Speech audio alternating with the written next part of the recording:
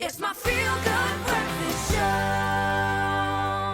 Welcome back to your Feel Good Breakfast Show. I can't wait to tick this entertainment box because I have to tell you about somebody so incredibly special. Born and raised in Expresso and Balha on the Cape Flats, Cesare Delphi's story is one of quiet revolution. Now today, she's a Tony-nominated theatre producer and a storytelling strategist whose work spans Broadway, Harlem, Columbia University, and soon back home right here in the mother city. Now Cesare's leadership on stage and behind the scenes centers one thing: stories that move people, shift power, and also amplify communities, often pushed to the edges, to the periphery.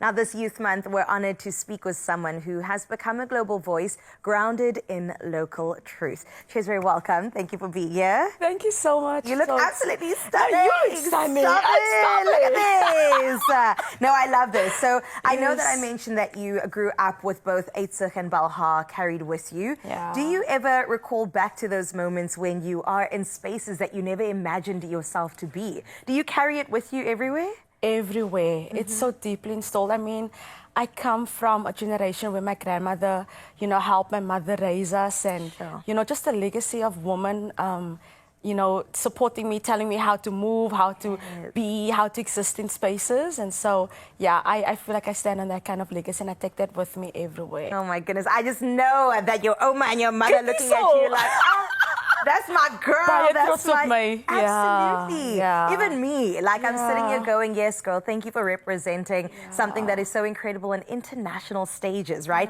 Working in New York's theater scene. Yes. I mean, that is incredible in and of itself. Never mind being nominated. We'll get into that. But I know that it's a constant battle of ego versus having to bring your art, your calling, your voice to the table. How did you navigate that? Yeah, I think I tried to navigate it by staying grounded in how I was raised and being in touch with my selfhood and the things that I feel like I was raised as, like, there was earmarked as important to my mother, showing up with care, showing up with grace, and helping people or supporting people from a place of love. And so I try to move in that way. I try to create, rehearsal spaces, producing spaces that feel joyful and inclusive. And I hope that, I'm doing it. You can just try, and that's what I think I try and do every day. That's the best part. Yeah, moment by moment, I say, But that's how I think I try to approach those spaces. And, you always have to talk to ego and say, ego, asseblief, vat jou plek. Gaan sit. Please, there's no space here for you. There's no space for you, yeah. But, I mean, let's talk a little bit about New York, New York. I Asseblief. think that is so beautiful. Yes, you must move with kindness and compassion, but it's New York, baby. It's New York, yeah, no, 100%. Tell me more about it. Listen here, there is nothing like the energy of New York. And I became a creative. I've been in New York for 17 years almost. I've been there a lifetime. So I really became a creative in the New York City scene.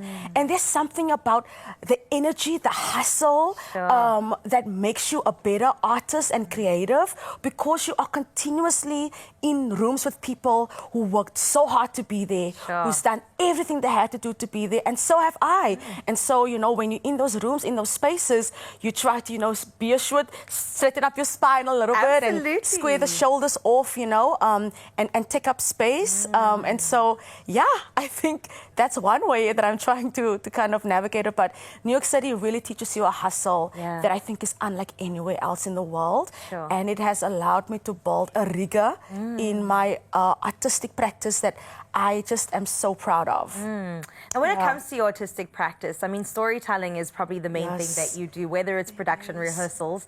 So what story are you trying to tell? You know what? I think so far the stories that have come to me, the stories that somehow has found its way to, my artistic hands, has been the stories of Black women and Black femmes and Black queer voices. In New York at this point, I'm almost directing exclusively work around either written by Black women, produced by Black women, where the lead is a Black woman. And so a lot of my work, I think, has kind of centered around this. And again, building on the legacy of Oma and my ma and Ali aunties wat my groot gemaak het. So I feel like my work has really come to center like those identities and it's also a room that I feel very comfortable in often because it's a room that represents how we were raised in a way. So I think that's part of the voices that I'm trying to center and support in my work. Yeah. I absolutely love that. I feel like many young girls and boys might be looking at you, and we all know that representation matters, right? And you are standing in the space of international representation. So if you were to encourage them to trust in themselves, to be assured in their own artistic voice, what would you tell them today? You know, don't wait for people to produce your work, to write your work, to sing your work, to put your work on a stage. You know, for a lot of us, it started off in church. You know, I grew up in a Pentecostal Pinksterkerk.